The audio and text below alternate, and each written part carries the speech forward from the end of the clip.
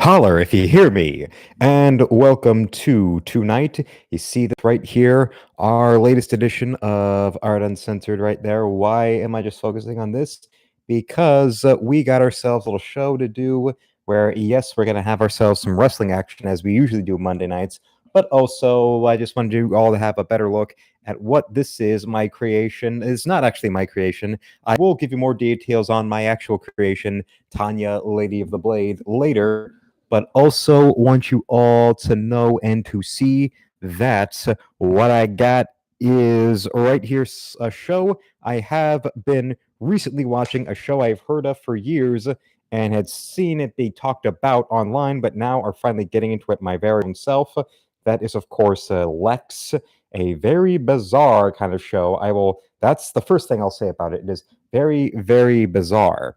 It is very much a unique science fiction show in and of itself, and it came out in the late 90s, and especially in the late 90s when in the wake of Star Trek The Next Generation being so successful, if there was any kind of science fiction show put out there on TV that was out there for American audiences to see, it was in some way or another something to do with Star Trek. It was either trying to be like Star Trek or it was going out of its way to try to do something against Star Trek. But then you had Lex, which clearly was not interested in aping other shows. It had its own ideas. And by God, were they strange, and by God, were they sexy and naughty, and maybe even a little bitchy when it comes to having such a hot, horny little protagonist like Zev right here. And hello to the people coming in. Of course, we got Vanity7 for the first time in a while saying hello. She's here, but can't chat, saying have a wonderful stream. And Nick also telling everyone to have fun since this is another night where he's not going to be available for the stream. Okay, he'll see everyone Tuesday night. And now more people coming on in. My regulars like Orem Faye and Christopher and Huron of Alexandria. She's here right at the start. Yes.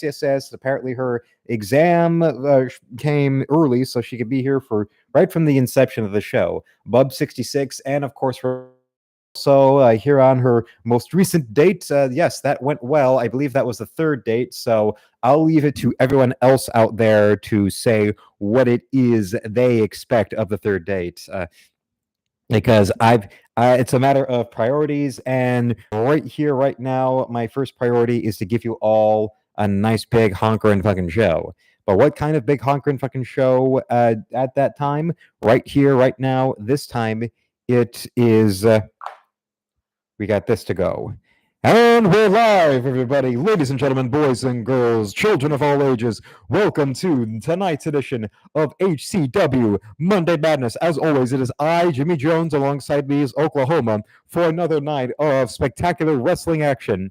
As we've been seeing now, the heating up duel between the Lords of the Squared Circle, Crash and Burn, and Mr. Vomit Vega, our heavyweight champion, might now be taking a slight detour because of the ferocious might of one Mr. Doomsday, who stormed into this business only a few months ago and now has been proven to be unbeatable so far and is directly challenging tonight in the main event the men in charge of Hardcore Championship Wrestling, HCW itself, Crash and Burn, to a match. But also, that is not the only story going on. We also have such situations as the duel of fates between the recently arrived Poontang Posse and the one and only Bitch Cancer with her goons, of course, Mr. Daniel Covington V, and the recent arrival, Mr. Sexay. Besides them, there's also the ongoing confrontation between the seemingly increasingly psychotic Rictus and the Enforcer, who have been abducting members of the HCW roster. And all that is left now of them to take is Hellfire, who will be confronting them in a handicap match tonight. And also there will be the down dude of Delaware himself, came, saw, and conquered against the Ultimate Luchador. Now, whom are we going to be seeing tonight? Well, who is going to be first out that door? Who is going to be the first to enter? Well, let's go and let's see who is coming, who is moving, who is first, and I do believe it is the Poontang Posse. Here they come in. They're moving, they're dancing. They seem to be in very rare form tonight. They are positively bro-tastic. They're dancing, they're prancing, they're positively bro-mancing right here, right now, and doing a hell of a lot better than that movie Bros was doing at the opening weekend. I do agree with that one, Oklahoma, right now. But let's see. Apparently, the leader here has got the mic. Ew. Hey. You know, it's going to take a match here and a match there, maybe even a match everywhere until we get ourselves to the top of the wrestling world. And of course, since that little bastard who sucker punched all of us and called that a victory, Doomsday, is busy tonight, how about that male stripper with no balls, Mr. Sexy, he wants to call himself? How about you get on out here? Get on up, get on in, and prove whether you can really take it against three real men. Since a big burly idiot like Doomsday can take you down in a few minutes, how about you go and challenge us? Starting with me first, of course. Now it appears that the Poontang Posse are now going to be taking this one at a time. And will he appear directly? They are calling out Mr. Sexy, and they're waiting and waiting and waiting. And when, oh God, here he is himself. Mr. Sexy has shown up. Here he is in the ring. And oh, he's kicking right in the head. He's got him in the head. Now he's grabbing, throwing him into the ropes. And oh, he's got him down. Put a boot on him. 1, 2. Oh, he kicks out. He grabs him by the, oh, he's got his hand. He's got Mr. Sexy's hand. He turns it around and, oh, DDT. He goes over. 1, 2. Mr. Sexy kicks out. Now he's throwing him into the corner, and oh, drop kick. And now he's getting, oh, splash. And what's he going to do now? Oh, elbow drop to the throat. And he's taking him in. And he's going to go over him. And oh, gorilla press slam. Now he moves in. Oh, splash again. 1, 2. Oh, and he kicks out. Now he's throwing him back into the ring ropes. And oh, he catches him in midair and slams him down. Mr. Sexy slams him down, catching him in midair. 1, 2. Oh, he gets him down. Oh, he gets up. He's not quitting. Now he throws him back into the ring ropes, and oh, he jumps over to the head, kicks him down in the head, and now he going up and oh, elbow drop. He's got him down. 1, 2, 3. Mr. Sexy wins. Mr. Sexy takes down the Poontang Posse all by himself. Oh, and now he's flexing for the crowd. He's flexing for the ladies. This man is out here for all the ladies in the world. And now he's going to go in and show everybody what he's moving and what he is stringing and what he is thinking. Yeah, look at those body. Look at that body of that man. That is an incredible man right there. As he leaves the Poontang Posse, shocked and appalled and stunned and destroyed.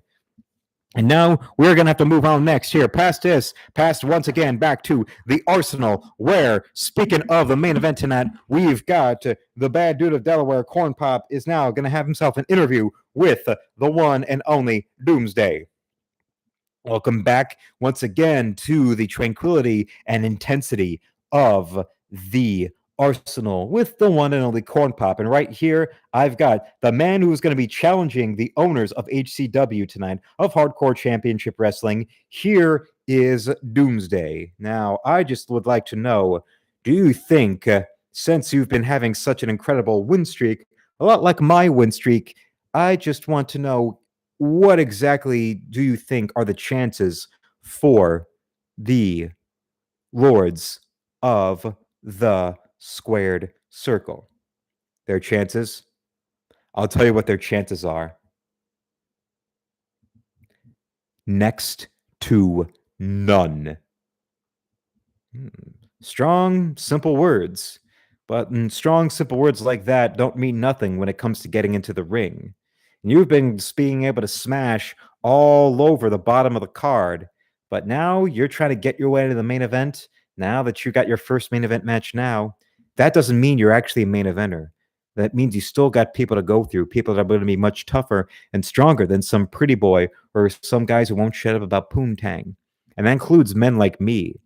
So just remember, eventually, you'll be facing me in that ring, and then we'll get to see just how much doom you can really bring. Oh, that's cinch. we got ourselves a little challenge here, maybe. We might be seeing these men down the line. We might be seeing a confrontation between these two titans of being unbeatable. That is going to have to be later, since now here we have got ourselves a moment too soon for the challengers. Whom are the men that he is challenging tonight? Well, as we mentioned, they are the owners, Crash and Burn, known as the Lords of the Squared Circle. Yes, and now they are moving into the mat as we go along. As we see, where are the two of them there? Where are their minds now after seeing such a simple but intense threat from a man like Doomsday who has not been beaten to these men who appear to have actually have more losses than they have wins? Cut the crap. Everybody thinks they know better than we do about this business. We had the balls to take what we wanted. We wanted to own HCW, and we took it. We wanted, hey, how about you go and give a little word? We wanted to get the heavyweight title on our side, and we got it. The fact that the man who thought he was in charge could not hack it against a challenger, a guy whose only move he knows is to vomit, that ain't our fault. It's not our fault. And it won't be our fault once we take Doomsday down and then we give that little pukey bastard an ultimatum to either face us here in this ring so we can get the title back to where it belongs, or else what's going on there? What's going on there? What's going on, Jimmy? Jimmy, who is it? Oh my God. These two men, they don't look scared. They just look intense. You know, you guys keep on talking this game, and the way you talk, it seems that the business of wrestling is going a hell of a lot better without you assholes whining and whining and whining and never shutting the hell up. You know, eventually there's going to become a day where you too are going to have to eventually admit that you suck, and even if we have to pry it from your cold, dead fingers, give back the ownership of HCW to people who actually know what the hell it is they're doing and what they're talking about. And that day is going to be coming pretty damn soon, because once Doomsday beats the shit out of you, I bet $20 right here in my pocket, you assholes are going to be begging me for a title shot. I'll give it to you. I'll smack the ever-living shit out of you, and then I'll also take along away from you this, not just this belt that I already did, and it's going to take anything short of murder to get it off me, but I'm also going to be taking ownership of this partnership, of this company, of this promotion entirely away, and that's all I got to say about that. Whoa, Vegas got a challenge. We got ourselves some extra action going on here. I do believe that, Oklahoma. We got ourselves a little bit of a big old ging on. It's a big old, bigger than old King Kong, meaner than a junkyard doll out here. Now, I do not think Crash and Burn, they thought they were just going to be over there and say whatever was on their minds, but now they ain't saying much, and they ain't saying anything. Let's say what's going to be saying, what's going to be said. We better go on backstage now, because we have caught up with the Poontang Posse after their savage defeat. Here they're going, moving down, not looking too well, looking kind of sad, looking a little beat up, looking a little depressed. I think I can see the Axe body spray disappearing from around their physiques. I'm pretty sure that there isn't going to be enough Call of Duty gaming marathons in the world to cure the Blues from losing to Mr. Sexy. And oh, here she is, Mr. Sexy's manager. It's the one, the only bitch cancer. Oh. Do any of you think that you have a single chance to stand against me anymore now? Do you think that you will ever be able to take down what it is I am building to finally rule all of HCW by myself? Or are you going to continue to try and challenge me and any wrestler smart enough to know that their best bet in business is to serve under my heels? One loss does not mean you rule the henhouse. So step off, bitch. Oh, it's a defiant even in defeat. I'm gonna give credit to those men out there. The Poontang Posse, they do not give up easily. They do not back down. They're gonna stand their ground, and for that, I thank them. Now it's where are we going now? What is next? What's going next? We're going in now back to the arena. Back that now we saw clearly the Crash and Burn are probably changing their diapers, and that the gentlemen known as the Poontang Posse were able to dust themselves off, and they're definitely going to be going and trying again. But now we have to see what is becoming of who is next. Who will be coming into this ring? Who is going to be speaking? Who is going to be talking? Who is going to be screaming or crashing? I do not know. But now, oh wait, here they are. The Enforcer and Rictus moving in, looking unhinged as they usually do. These two men now having abducted War Machine, having abducted the wild cards, and we honestly cannot say where they are keeping these men, if these men are even alive. I do not know anything at all, and I'm legitimately afraid. But what's this? The Enforcer is stepping outside. It appears Rictus is going to be taking this match. They've got a match going. We don't know with who. Who do you think it's going to be with, Jimmy? Who is the one man among these tag team division that have not been abducted by the likes of the Enforcer and Rictus? Who is it? Who's the onus? And here he is, the man himself. Oh, yes, Hellfire. He's coming in. He's looking hot. He's coming in hot. He's moving in like a torpedo. And he starts smoothing in, wailing on Rictus. Rictus doesn't even seem to move. He throws him into the ropes and cross-body block.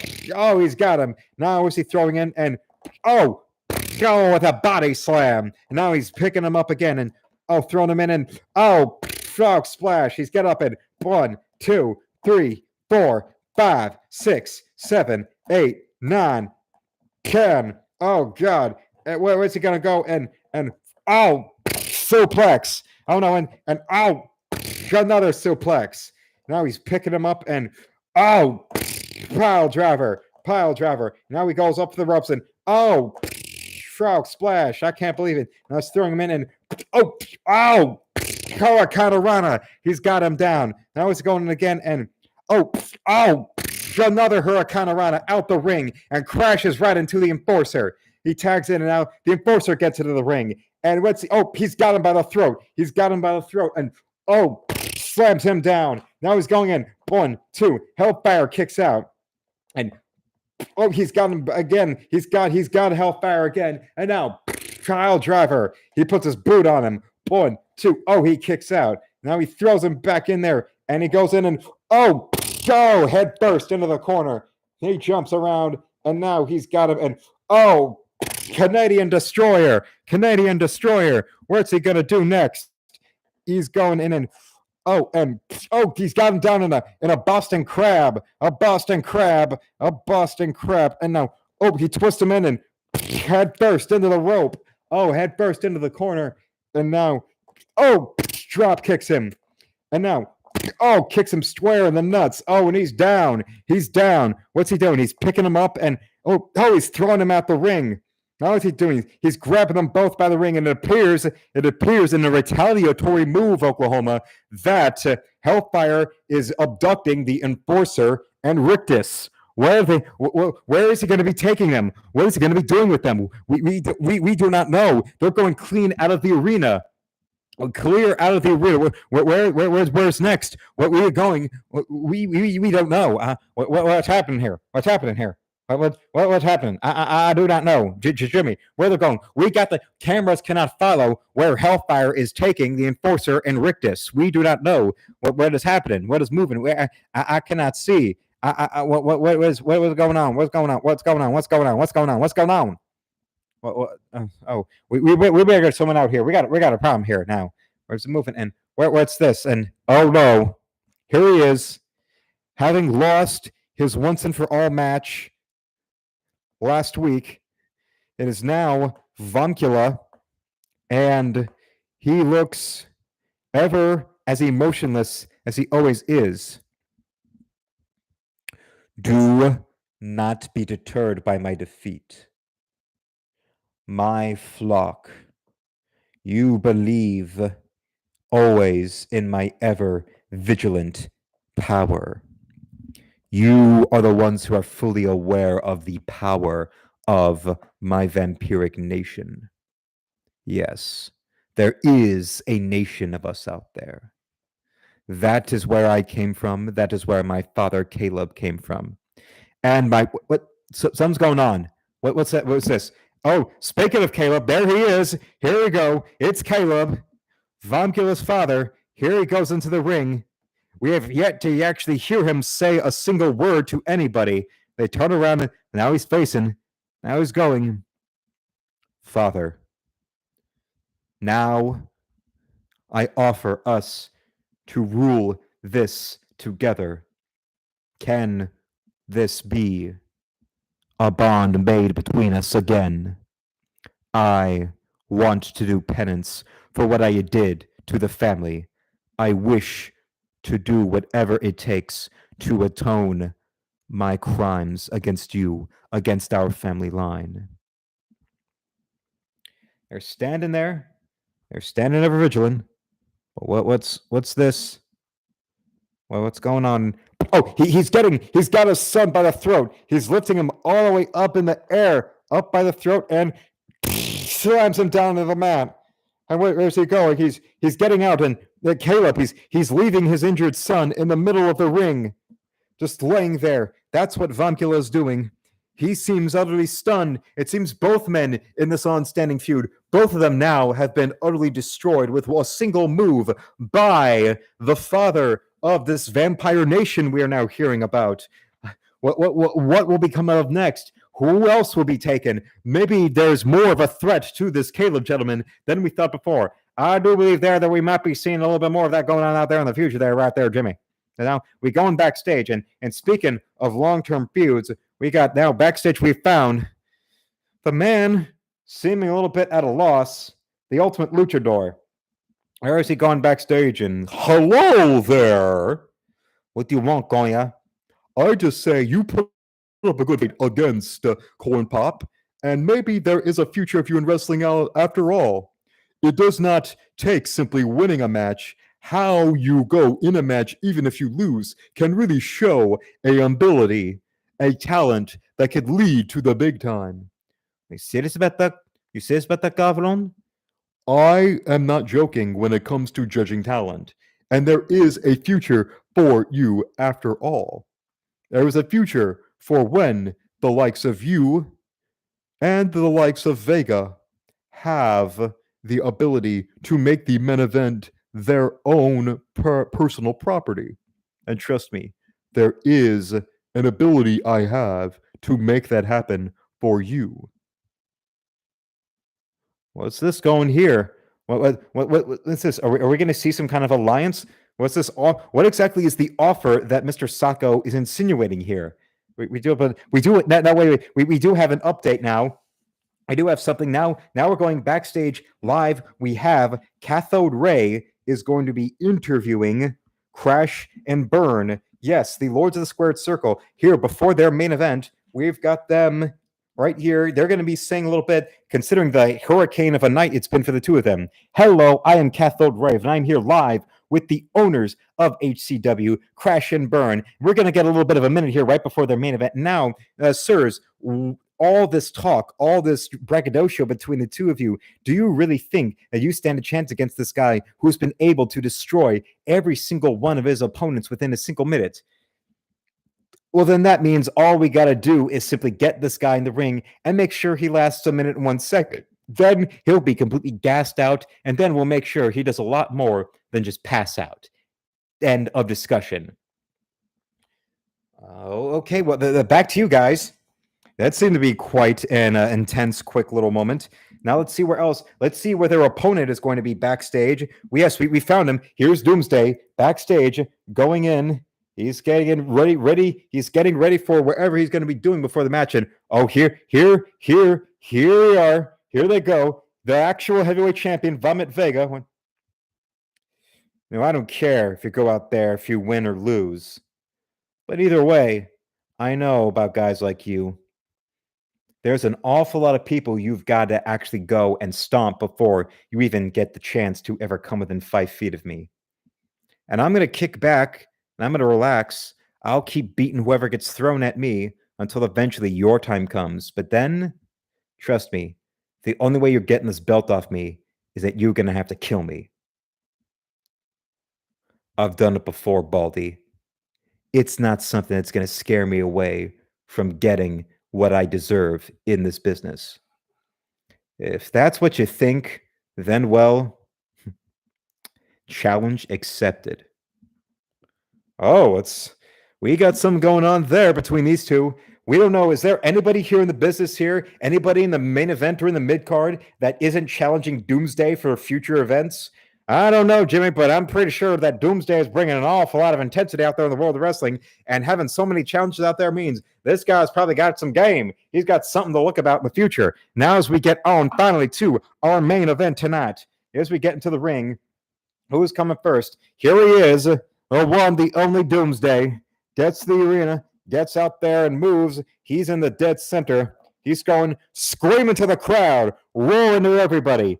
He is ready. It is his time. It is his time, and it might just always be his time, unless somebody here in this business is finally able to figure out the defeat to making him quit. And as we see, here comes Crash and Burn, the Lords of the Squared Circle. Now it looks like Burn's going in the ring first. There's an intense stare down between them.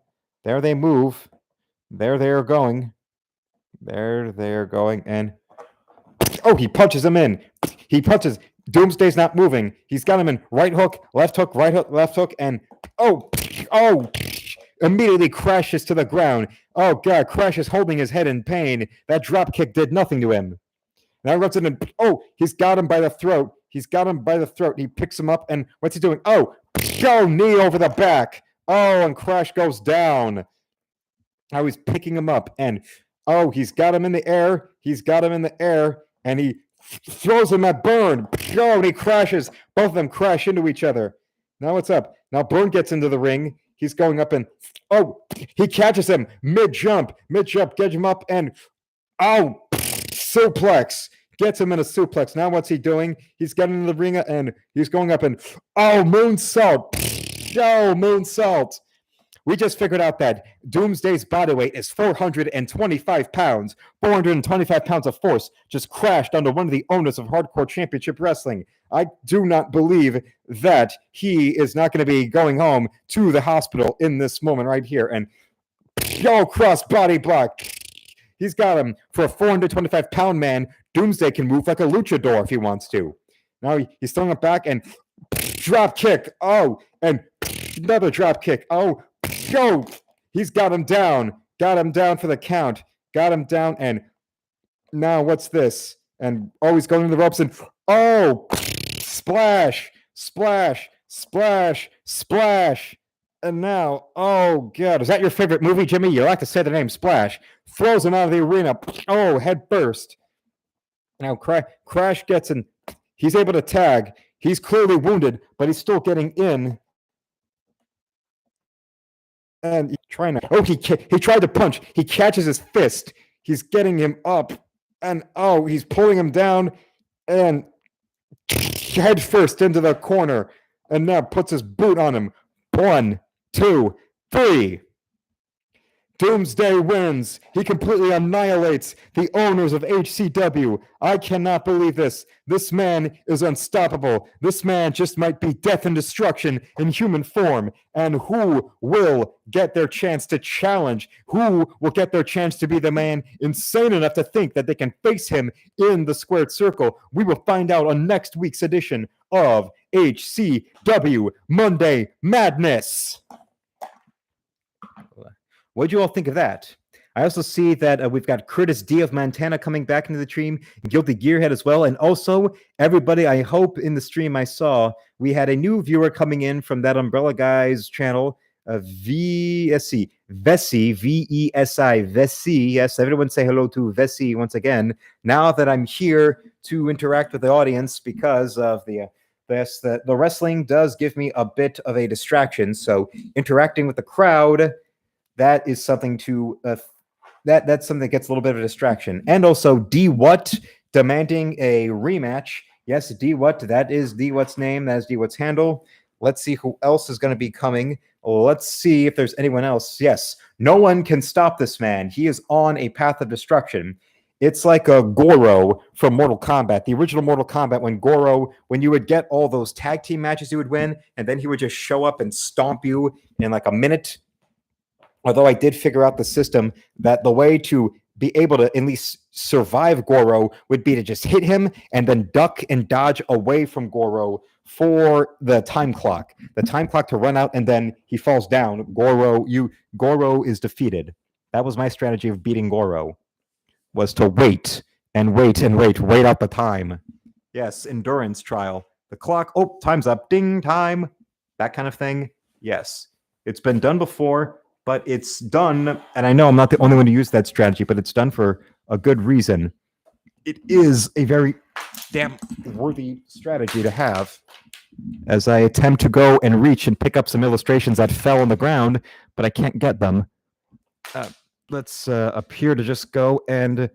Yes, I wanted to show off some more Tanya pieces, but they are out of frame and out of reach, so I'm going to try to go and move forward a little bit to pick some up, since... Let's see if we can get at least one of them. Oh, now we're cooking with propane. I can get them. Oh, yes. Oh, got them. If I can now pick them up properly. Oh, yeah. Maybe this one will be able to move if I can get the right groove. There we go. Oh, yeah. Now, here's one that actually is the illustration I posted to my Instagram story earlier. Yes, this was today's Instagram post, this illustration for Tanya, Lady of the Blade, my passion project, my dream project to do as my very own comic, to really jump into the Comicsgate scene and really get an Indiegogo project really off the ground. Here is another piece of the character. Yes, I mentioned in the text for the Instagram post today that this was one specifically inspired by a painter who was part of the pre-Raphaelite Brotherhood. That was a group of painters that worked in the 1800s in the UK. I even have a book of them. I mentioned thrift books before. Yes, the first ever purchase from thrift books was a coffee table collection of pre-Raphaelite paintings, and one specifically the painter William Holman Hunt, with his very photographic, microscopically precise detail of nature and landscapes. This was my attempt at doing something more in that. And why? Because one of my artistic idols, Barry Windsor Smith, the original artist on the Conan the Barbarian Marvel comic in the early 70s, the more he worked on that, the more he sharpened his technique and really started incorporating his love and influence of the pre-Raphaelite Brotherhood. And I would say specifically William Holman Hunt, because if you go and Google image search his name, you'll see paintings he did. He had, I think, like 20/20 razor sharp vision, and you can see because he was a guy who in the 1800s was doing paintings for 4K picture quality. And well, yes, of course, Bub compliments the rack. Well, yes, remember, I do want to go and bring in more visual sense from French comics, like I mentioned, bande dessinée specifically is the French word for it, from the great Philippe Julier, but also to try to have the first real bad girl of CG. Yes, the first real original bad girl of CG. Yes, I know with Billy Tucci, but she's been around since the 90s. Something that's coming from the actual real CG movement of somebody making their bones that way through the movement. And this is my proposition for that. This is my proposal. And here's just a piece. And also, this one is for sale in my Square store. Yes, my Square store is the first link pinned to the top of the chat. It's also the link in the description below. There are ones for Marvel and DC and pop culture and anime, but there are also categories for for Tanya, Lady of the Blade. And in the illustration category for that, you'll find these and the other ones I've shown. And these ones specifically done like this on the comic book art board. These are $75 plus shipping and handling because they're a full promotional illustration instead of just a piece illustrating a character design. Yes, that's specifically the difference between those and the others and why I charge more for them. I'm not trying to price gouge anybody. That's why the actual exact numbers of things of what it would take, the cost for printing and shipping and all that stuff, those are things I legitimately do not know about. So those are things I legitimately really have to go and try to get myself into the ears of the big boys of, your Malins and your Ethan Van Skivers to figure out, all right, what's the actual real printing and shipping cost ramifications of all this. Because there are, and then it comes to how the incentive on how you go and take care of things like stretch goals. Like, okay, now here, basic print, basic tier, just get this, the minimum I need to just be able to do the comic, a 48-page paper, in paperback, softback like that, with a basic little fold-out map done on basic little like poster paper, like the kind of little cheap free fold-out posters that would come with like an issue of Wizard magazine. But then there's the round, how much would it take? What would be the stretch goal to then go and do that in hardcover? The comic in hardcover with the fold out basic map, or then to do it in hardcover to make it in 60 pages instead of 48, or then hardcover says 68 pages and also to have a cloth map, that kind of stuff. And hello to Tank Ferret, who will be immortalized, I remember, as my 500th subscriber. I remember, yes, when I was getting past that threshold, it was Tank Ferret who got me to push over the cliff. And now I see that today I'm up and past 1,100. Yes, 1,000, 1,100. That is nice to see. That is great to finally get up onto that level. It was great to get past that. So now moving and going. Although, yes, I'm still waiting on the email response of seeing if my channel will be monetized. I do not get, especially when I've talked to other content creators out there when they got past the 1,000 subscriber threshold and when their stuff, when their channel got monetized, how long it took from passing all the requirements to monetization and it being in like a few days.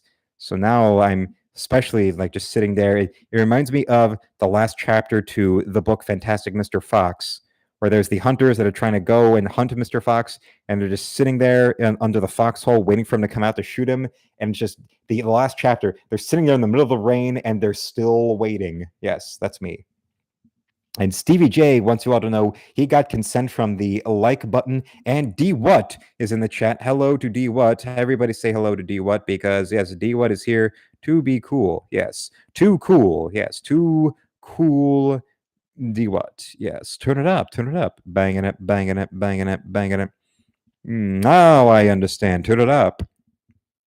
We've got this right here. This dirty German girl. Because if you saw the show Lex, it was produced in Canada, but also it was a co-production with a German company, and they actually had German actors in it. Hence why the lead, actually both, the lead was there in the first season, and then early into the second season, they went and the actress was switched out. But both of them, who played the lead character right here, Zev, was a naughty German lady who loved to get naked. Especially the original Zev is the one I'm drawing here, who in like the second episode of season 1, we have a full frontal shower scene with her where she looks like she's somehow masturbating with her entire body. She's caressing her entire body, and it's getting her to go and explode. And thank you to DWAT for thinking my talent is cool, because that is great to see. If my talent wasn't cool, then I would just be Mark Waid. And who on earth would be that? I would not wish being Mark Waid on my worst enemy. Legitimately. That's one of those people where you look at him and you think, okay, it can be a good day. It's always a good day if you think, whoa, it's a day where I'm not Mark Waid, so it's definitely an upbeat day for me. Like walking, that's one of those things it reminds you of, and then you walk around with the Leave It to Beavers theme song in your heart. And Huron of Alexandria wants to know that her father used to watch Lex, and all she remembers is a scene with a toilet that had a tongue. Oh yes. And I mentioned the shower scene with the original naughty German lady who we see having a full frontal shower scene. Well, the spigot looks like some kind of penis. Yes. It looks like a penis shooting water all over her beautiful, perfect German naked body. Yes, Eva Haberman is her name, and you'll see she also went and did nudity and like did magazine nude photo spreads, and also appeared nude on other film and TV in Germany. So she is consistently a very naughty girl. But then again, some of the naughtiest women, the most lusty women on earth, are Germans. Yes, and on top of it also, I don't know about you, but the lady with the German accent, it's quite sexy. It's quite filthy. It's quite they deserve punishment. You must punish them with intense pleasure. Ever wonder why that's why German women always sound like they're mid-orgasm when they talk? There's something about the German accent that makes the women who have it always sound like they're masturbating. Or someone's just going down on them below the frame. Oh,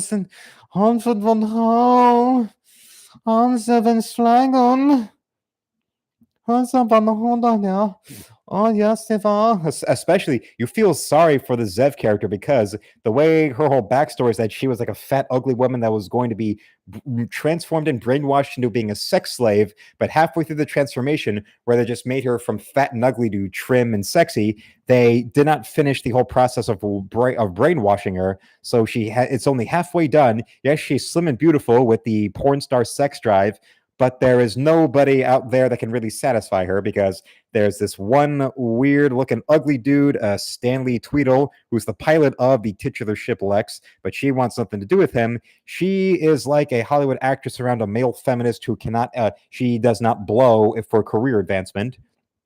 And the only other guy she's really attracted to is a man who is actually dead and can only be revived with cryogenic freezing and with some kind of super chemical compound. And also, he has really stupid hair. Yes.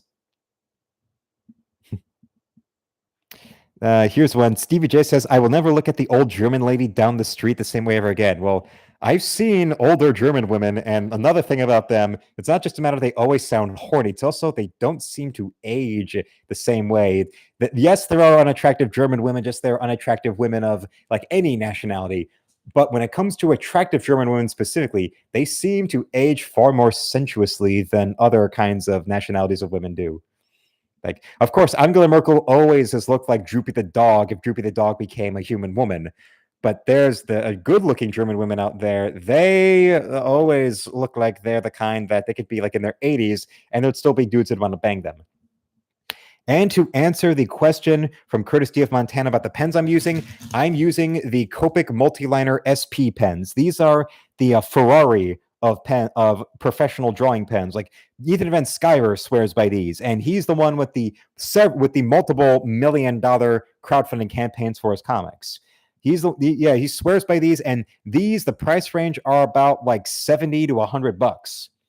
Because the thing about them that makes them so pricey is that these are non-disposable. With these, you can either you can replace the nibs when they wear out, or when the ink dries up, you simply can get a cartridge to replace them. That's what makes them so high in price. And also, as you can see, they're made of stainless steel as well, which is good because I drop them all the time, so they have good impact resistance, which is what I need for the kind of drawing pens that I use because of things dropping and slipping all the time. Can you imagine that?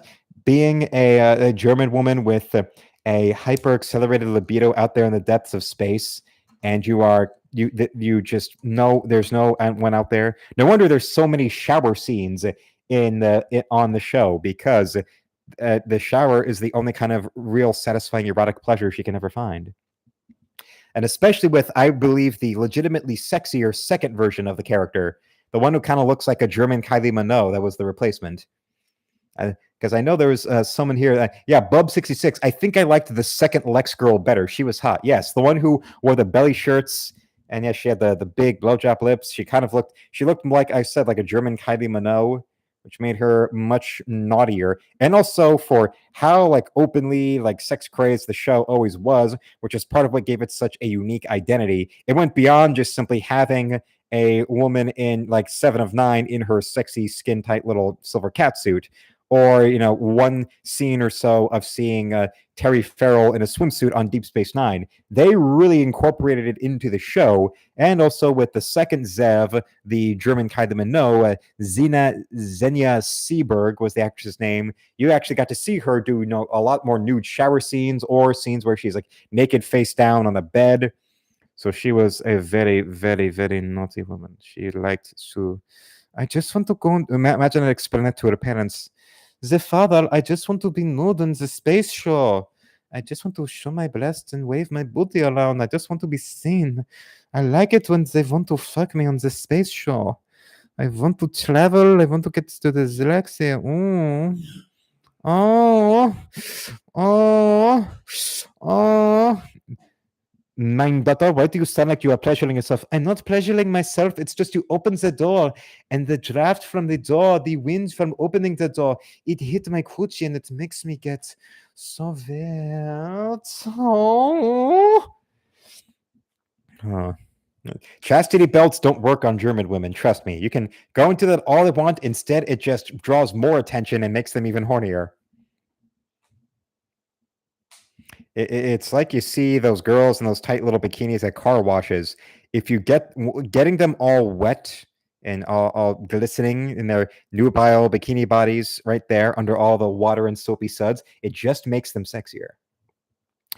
And Oldest on the farm, just off Orwell Lane, wants to stop by to drop a like and telling everyone to have a good one. Well, nice to see him there. Now, I wish I had waited on showing off the pre-Raphaelite Brotherhood inspired Tanya piece because he probably would have enjoyed seeing that. Since actually, I did email all this about the basic proposal on what would be the crowdfunding tiers for wanting to do Tanya. But since I'm a newbie in all these, I just have these basic things, but the actual real finances behind them, I'm completely a virgin. So that's why it's a matter of trying to figure out all the business side of things that just I know nothing about, and I'm not going to go and lie about it. So, and Huron, of course, is correct that we are all getting very, very excited. But could you imagine that just being just being inside? If it was like a Bing John Malkovich situation where you could go inside his mind, go inside a mind, go inside the mind of either actress that played Zev on Lex, and just how incessantly just craving it they needed. Just like if you could see what they would dream, some like device where you could see people's dreams, and there they are, just imagining just some like 200-pound like athletic German dude, some perfect Germanic man, just stuffing her over and over with his sausage and just giving her the kind of pleasure that makes a lady's toes curl and her head thrown back with her eyes closed in ecstasy, and she just can't stop moaning and groaning or even screaming.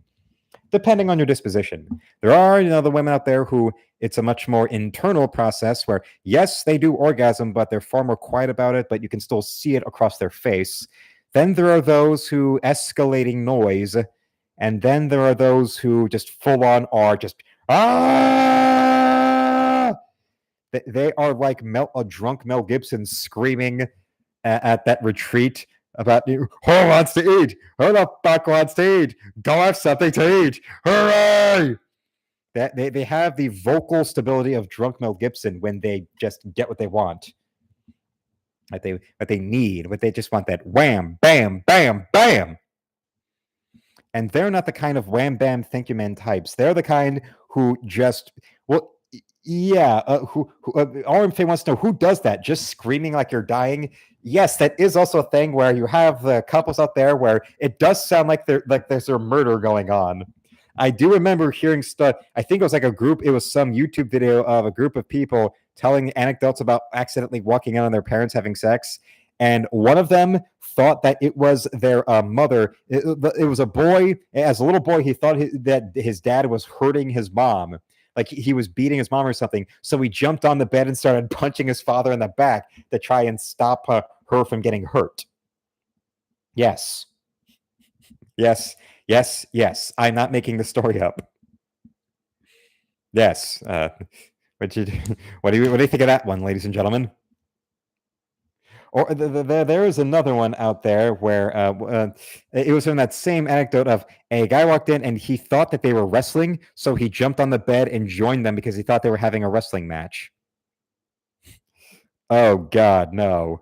Or here's one. It was a joke that Robin Williams did in his last HBO special as a tribute to Walter Cronkite because he had died recently before the special was filmed.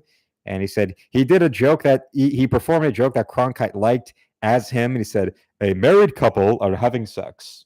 They're going at it hot and heavy until they hear a noise. They look over and they see their son Timmy standing in the doorway. Timmy, shocked and appalled, runs back to his room in terror. The father looks to the mother and says, I will go talk to Timmy. Then the father comes into Timmy's room and sees Timmy getting hot and heavy with Grandma. The father, shocked and appalled, says, "Oh my God." Timmy turns over to his father and says, "Not so funny when it's your mother, is it?" We don't want to know about our parents' sex lives, do we? That's not like if we like went to our high school reunion with our parents, we don't want to know about like one of their ex-boyfriends or ex-girlfriends, like, talking to you and be like, "Oh yeah, I remember your mom or your dad. Oh yeah, it was yeah, quite the screamer under the bleachers." No, yeah, your mother, she'd drag me by my wrist if there was a free period. She'd take me under the bleachers or into the gym when there was nobody there, and she would just yank my pants down and just inhale my dick.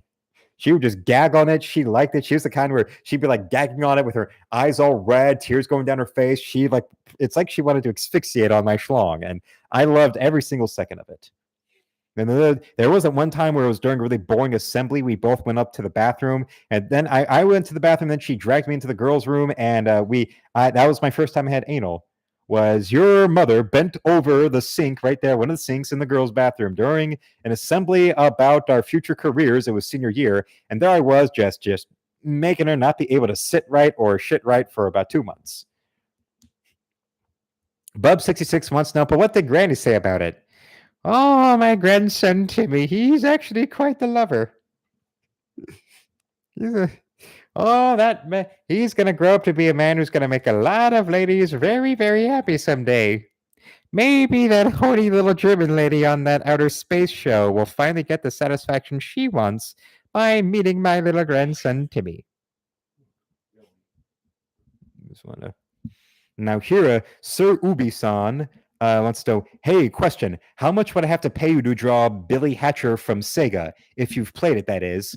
Well, I've never played Billy Hatcher from Sega, but it depends on if you would want it to be in color or in pen and ink. Because I mentioned commissions, the commission rates for pen and ink stuff are $50 plus shipping, or color commissions are $25 plus shipping. And the pen and ink commissions are available as the last item in my illustration categories, and the color drawings are the last item available in my the color commissions are the last item in my color drawing categories. The pen and ink commissions, they're the last item in my illustration categories. Color drawings, the commissions, the last item in my color drawing categories. And the Dead Punk Gage, I think, is a little grossed out because Dead Punk doesn't even like thinking about his own sex life. Well, I think I started talking about it before you all, before I think Dead Punk Gage first subscribed and became a mod. But I mentioned before about real life things that happened to me, including things like one time when it was a regular thing where girls would just word spread about my endowment, and then it became a regular thing where girls would just like either come up to me and just ask me if it was true, and then they would want me to show it to them to see it, which then led to other things. Or there'd be a girl who would just outright push me or drag me to someplace quiet, like a bathroom or like a classroom, and make me show it to them, and then they would do things, we do things. Or there'd be a girl where they would take me away thinking, okay, there was going to go and we're going to go and, I'm going to go and help her with something. But then, no, she just takes me to somewhere private under the, the trick of, they want me to help them with something. And then out they make me pull it. And once again, yes, Tank Ferret says this one time in Baghdad. Well, I've never been to Baghdad. And Curtis D. Armstrong, yes, Copic Multiliner SPs. You can get the whole 10-pack of them on Amazon. I believe they're $79.99 there. Well, although I cannot say I've never known a girl who stuck a flute in her pussy. Like my mother played the flute, but I don't think she ever did that. Or I don't know, because I would never ask her that, because that's gross.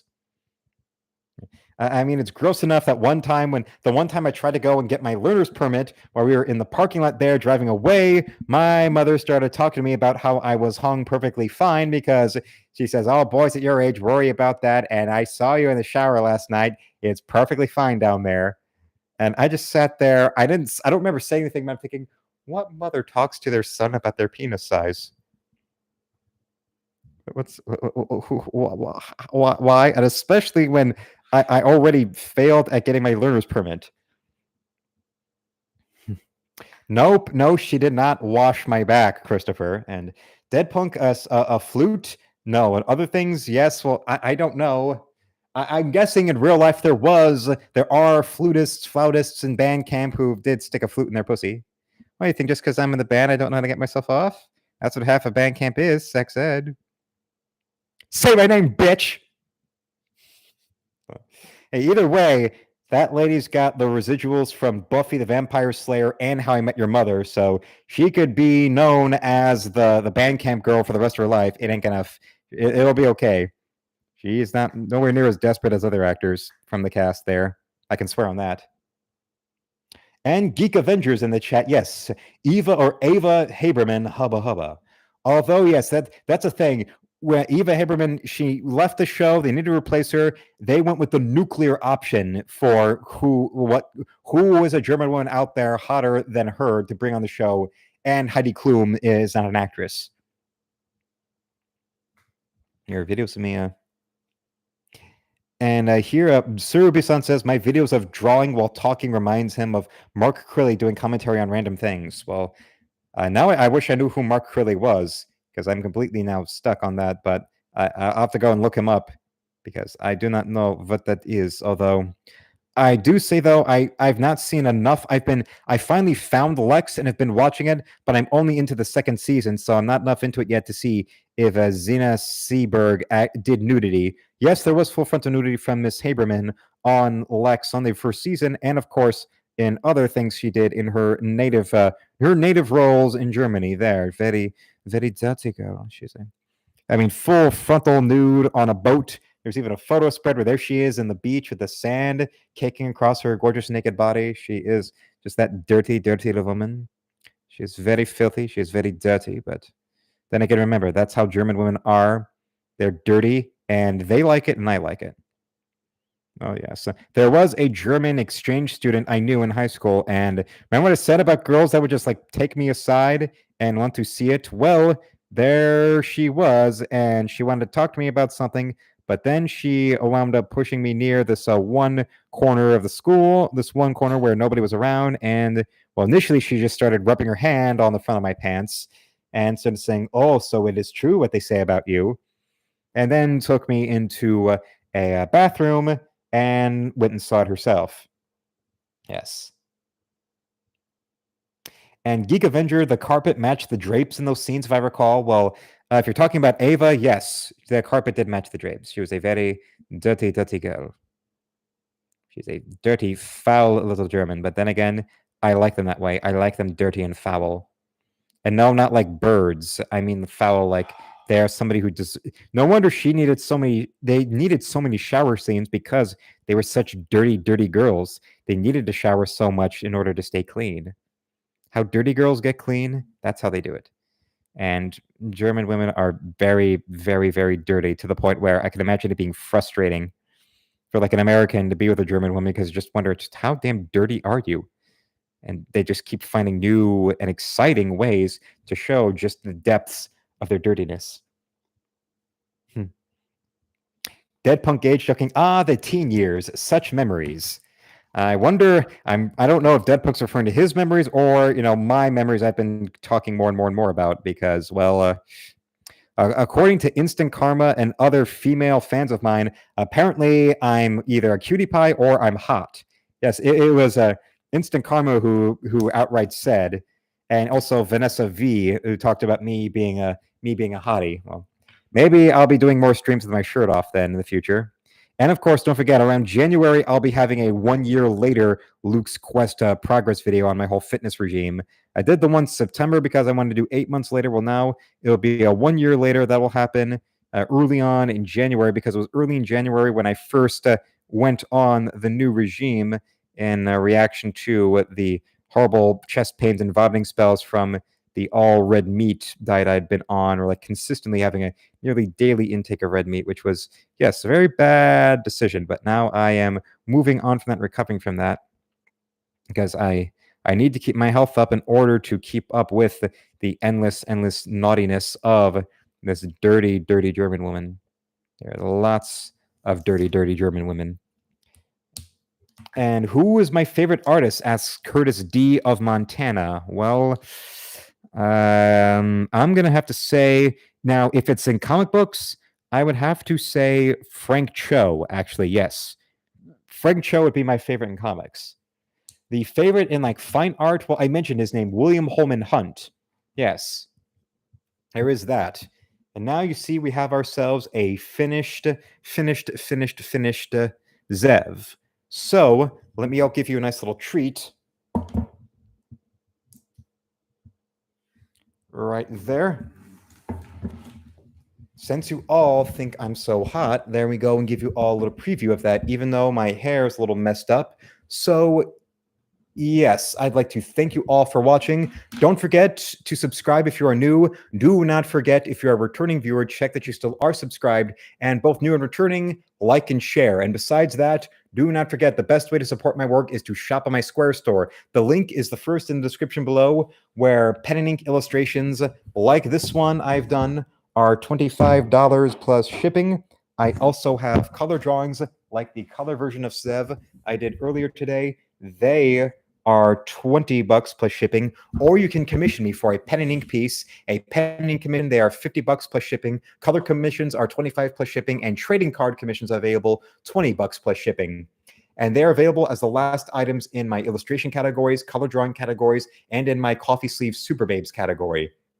Or you can donate any dollar amount you'd like to support my work from any denomination around the world. So do not forget, besides all of that, if you live outside the USA, you'll have to go and, if you want to buy or commission, you would have to go and make your order or your commission via donation. Just simply add up the price the prices of what you want in US dollars, include an additional $25 US for the international shipping fee. Make that donation, your items will ship immediately. And if you live in America, yes, whatever you get, if you order one thing or several things, it only comes with a flat $5 shipping and handling fee, and also immediately will ship. And the reason why there's the donation thing is because when foreign addresses, when it comes to purchases or commissions, yes, my Square store cannot accept orders from foreign addresses. So until then, we'll be live again tomorrow night, 10 p.m. Eastern, and I will have a new upload premiering at 6:30 p.m. Eastern. And thanks to everybody who came in. Everybody, I enjoy you all, especially to VC, who's now came on in and said hello and introduced themselves. So remember, felines, slam it, lick it, suck it, and see you, Space Cowboy. By tomorrow afternoon, temperatures will climb into